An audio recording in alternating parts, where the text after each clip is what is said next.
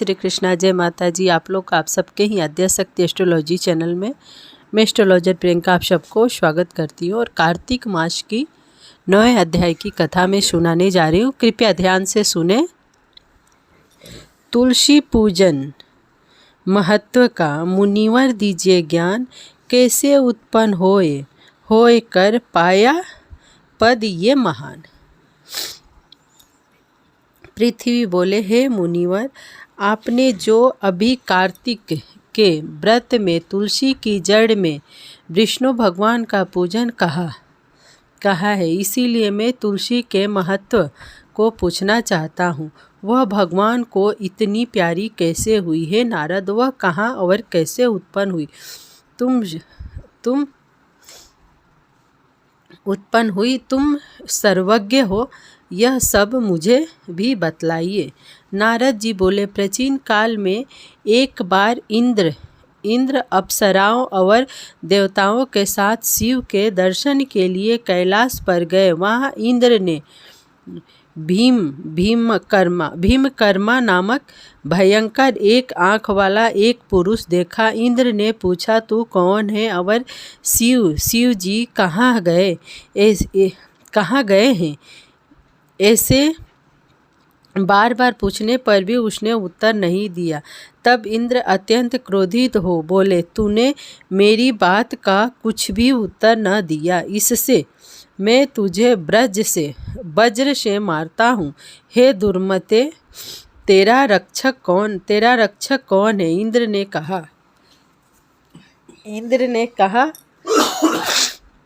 ने कहा, यह कहकर बलपूर्वक वज्र मारा, लेकिन इंद्र का वज्र तथा भुजाएं स्तंभित हो गई। इस पर इंद्र ने अति क्रोध किया। वह पुरुष अब अग्नि की भांति तेजमय हो गया तो बृहस्पति जी उनको पहचान गए। वह पुरुष स्वयं शिव थे। बृहस्पति ने प्रणाम किया तथा इंद्र को भी उनके चरणों में झुकाया। वे अति करुणा भरे शब्दों में रुद्र की स्तुति करने लगे। हे महादेव, दीनों के हितकारी, आप अपना क्रोध शांत करें और इंद्र को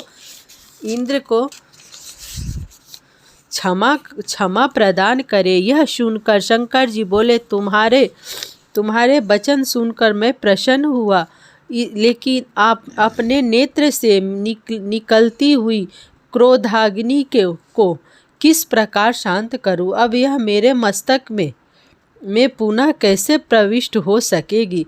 बृहस्पति बोले, हे दयालु, आप अपने नेत्रों की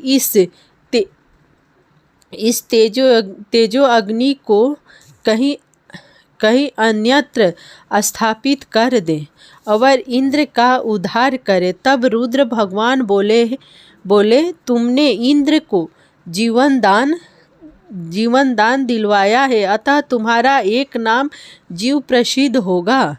अब मेरी यह क्रोध अग्नि इंद्र को कष्ट नहीं देगी। नारद जी बोले,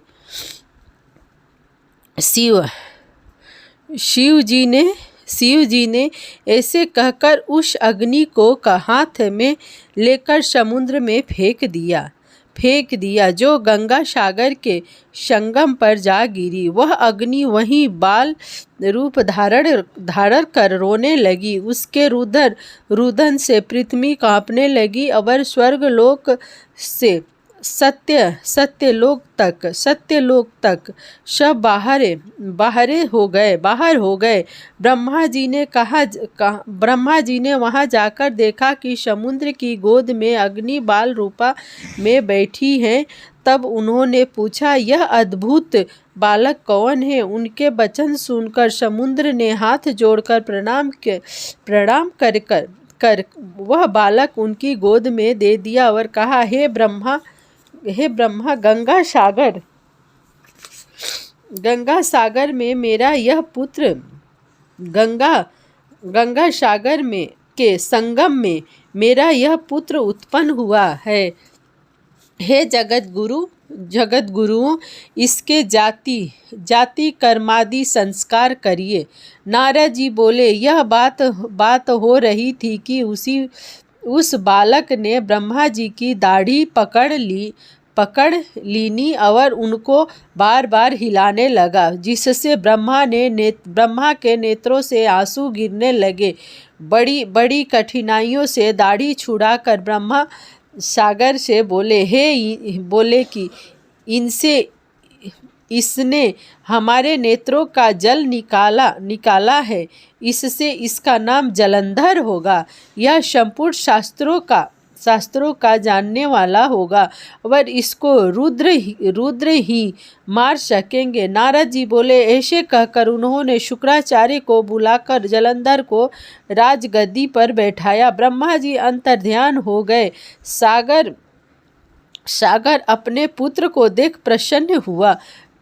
काल नेमि ने प्रभावित होकर अपनी कन्या वृंदा का विवाह जलंधर के साथ कर दिया। पति से प्रेम करने वाली और आज्ञाकारिणी उस स्त्री को लेकर शुक्राचार्य की सहायता से पृथ्वी पर राज्य करने लगा।